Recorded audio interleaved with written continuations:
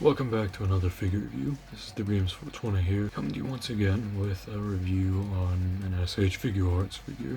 This time we're going to be taking a look at one of my personal holy grails of the line, the SDCC 2015 Freeza Saga Goku. It's a very tough one to track down, took me about 5 years to do it, but to prevent me rambling on any longer, let's just start off with the box. Can you actually believe that I paid to get this thing in the box? Yeah, I know, real crazy, especially because he was sealed and then I opened him. The box is pretty standard fare for 2015 S.H.Figuarts. You get a clear window that showcases Goku, as well as a box that has a red background with some yellow dot matrix art. Looks really cool. Kind of miss this packaging style actually. Figure is on a silver background, not really much to distinguish it, but you do get the S.H.Figuarts logo followed by Son Goku Freeza Saga version. S.H.Figuarts is a new standard figure series that incorporates Bandai action figure art under the theme pursuing character through humanoid action. Dragon Ball Z logo printed on this time, as well as the Bandai Tamashii Nation snake stand and silver Toei sticker. You also do get the dot matrix art continuing on the side. The back here we just got a whole bunch of pictures of Goku doing Goku stuff. We also have Kamehame written in Comic Sans because that was a big theme of this era of Figuarts, and a whole bunch of blurbs basically going on about the superior molding, movability, all that stuff these figures had. I'll just quickly pan over everything. I'll just quickly pan over everything for anyone who wants to read it, because I'm not going to do it for you. You also get a very tiny picture of Goku down there, and fun fact, there's actually a blemish on this picture. There's actually a blemish on his arm that I clone stamped out for the thumbnail, but it's so barely noticeable that you really wouldn't see it. On the bottom we got a whole bunch of the usual bluefin information for these US exclusives printed on this time because it's US exclusive. Then on this side you can see the reason why I got them for so cheap is because this side is very beaten up. There's a whole bunch of dents running down the side. Product may differ from photo at the bottom there. Picture of Goku and S.H.Figuarts Son Goku Freeza Saga version. S.H.Figuarts and then Kamehameha written in Comic Sans in the background. And Goku's name in kanji followed by Freeza Saga version. That about does it for the box. Let's get Goku out. Alright, so here is Goku out of the box.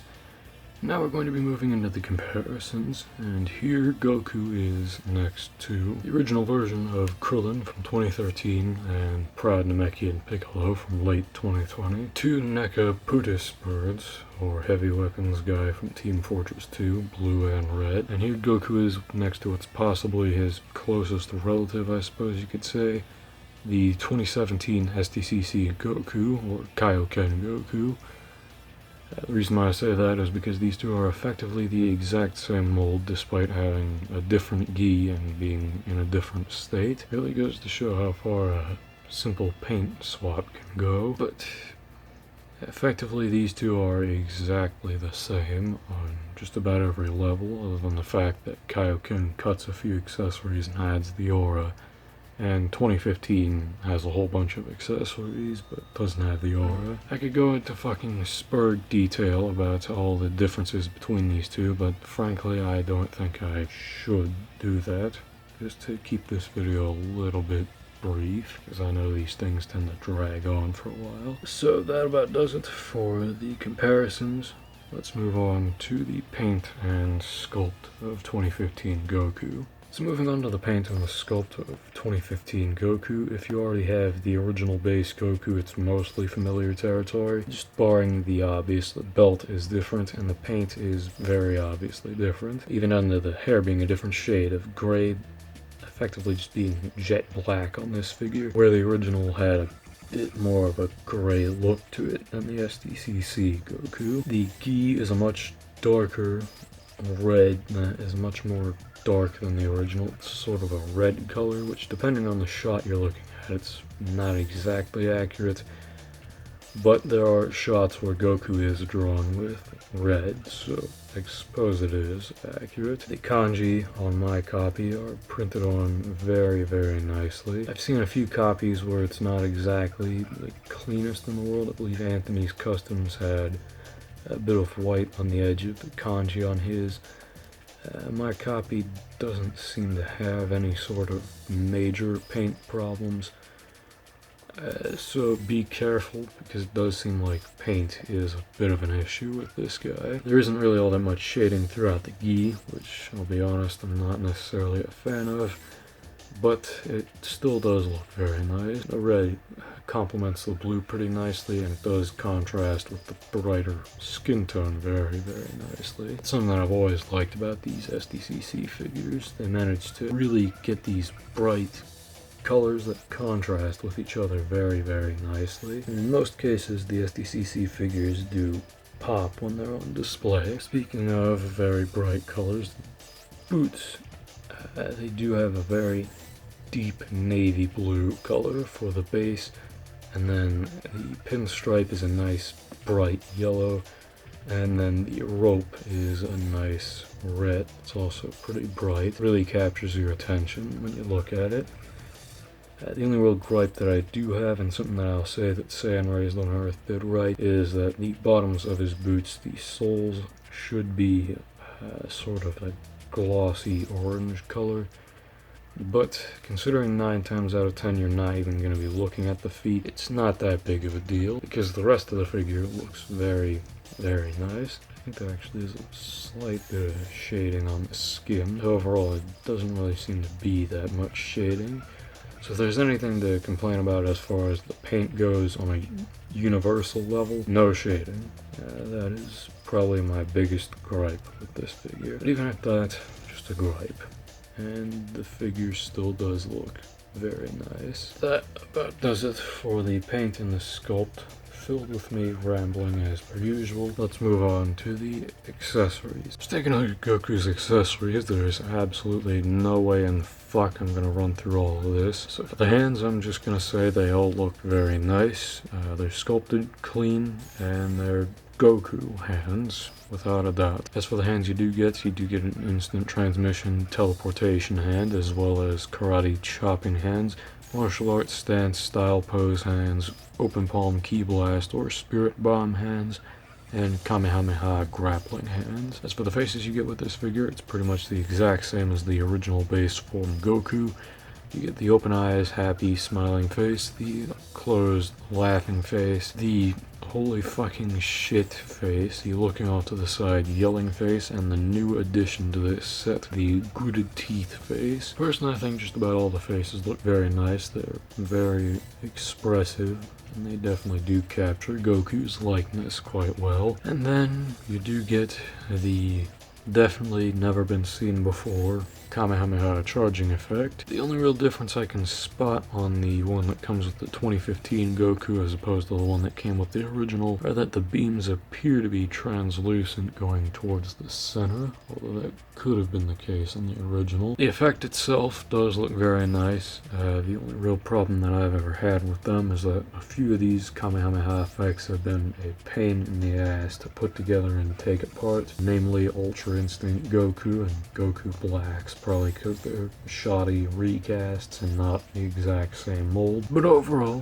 Goku does come with a very nice array of accessories, and you're bound to get your fair share of poses out of this Goku. So that about does it for the accessories. Let's move into the articulation. So for all of you who have never seen a 1.0 Goku before, here's your look at the articulation. The head looks up about that far, looks down about that far without help from the neck.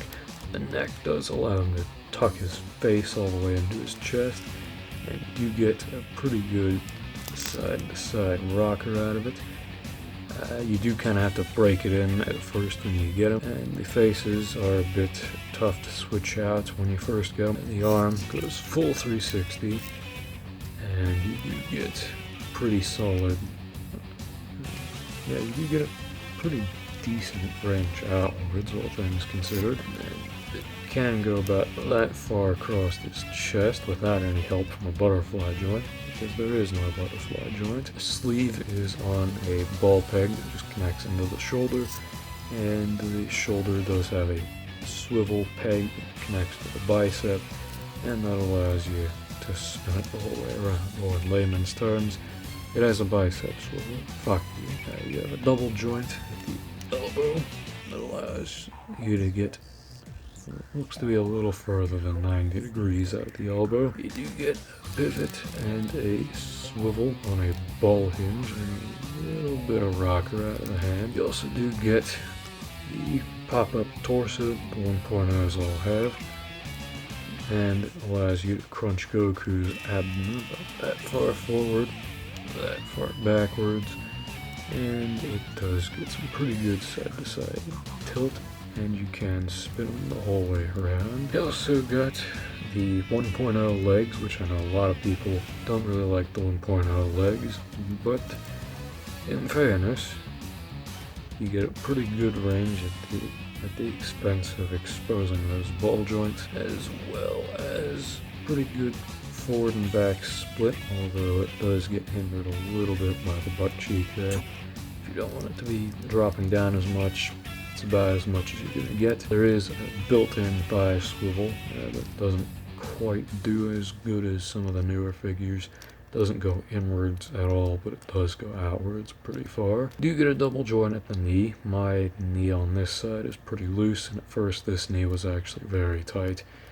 Still is a bit tight, but nowhere near as bad as it used to be. The ankles are both on double ball pegs that allow them to rock about that far inwards, that far outwards.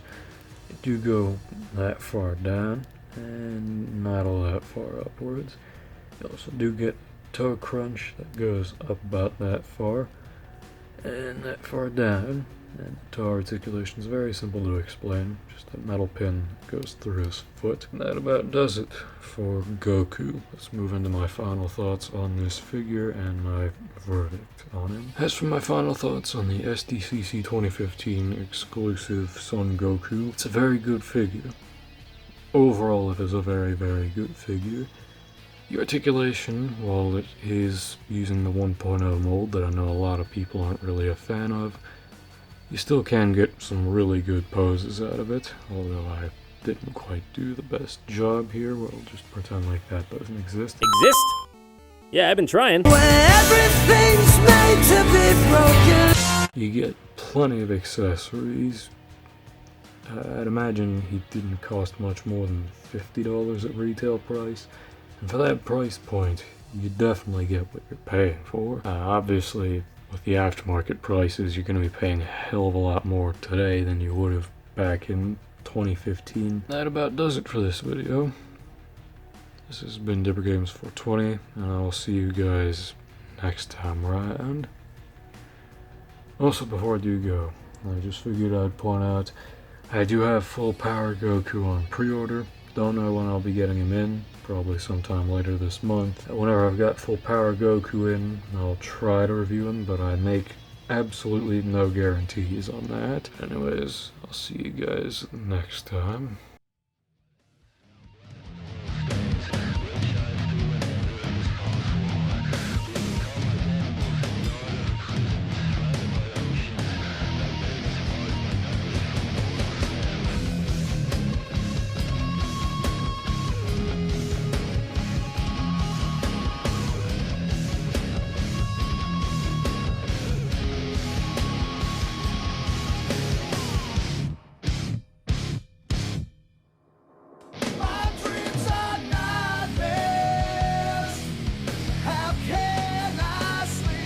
Got the gun again.